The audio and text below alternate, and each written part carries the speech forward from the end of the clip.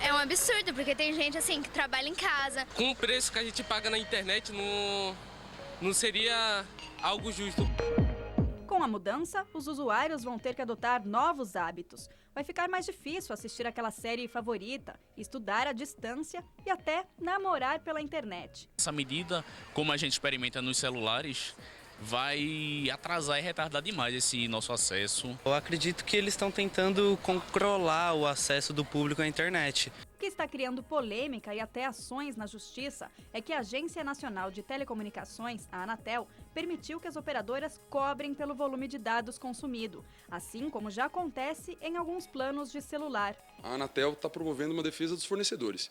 Tá? Na verdade, quando proíbe temporariamente essa limitação, o que a Anatel faz é criar uma condição, um requisito a ser cumprido pelas operadoras, para que a partir daí elas possam limitar, para que possam reduzir ou criar a franquia e cumprindo essa condição como se isso fosse legítimo. De um plano sem limite de dados, as empresas passariam a cobrar pela quantidade de megabytes consumidos. Imagine uma família. Um filho assiste a um filme no computador. Os pais usam o Wi-Fi da casa para algumas tarefas.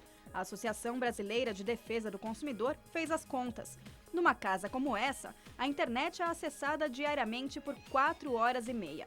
Isso dá no fim do mês 388 gigabytes, o que hoje, em plena era digital, não é muita coisa. Mas essa quantidade já é maior do que a oferecida num dos planos mais caros de algumas operadoras, o de 300 gigabytes, que custará salgados R$200, muito mais do que custa a maioria dos planos ilimitados que existem hoje. O consumidor vai pagar mais, receber menos. Além disso, não se pode bloquear um serviço que tem que ser prestado de forma contínua. Foi inclusive pela internet que muitos usuários de banda larga fixa se reuniram para reclamar do limite de dados. Nessa página chamada Movimento Internet Sem Limites, com quase 500 mil de participantes, eles dizem que a medida é um retrocesso para os consumidores do Brasil. Eu, por exemplo, só de acessar essa página aqui, já gastei alguns dados, que podem parecer pouco, mas lá no fim do mês agora podem fazer uma grande diferença. Para não correr o risco de estourar o pacote antes de terminar o mês, é importante saber quais são os aplicativos, jogos e serviços que usam mais dados. Baixar um game consome 44 gigabytes. Uma hora de transmissão em resolução padrão num serviço de assinatura de filmes consome no mínimo 1 gigabyte, 10 mil vezes mais que um e-mail sem anexos. Assistir a vídeos por 1 hora no YouTube consome 120 megabytes. Já o uso de redes sociais varia entre 5 KB e 300 megabytes.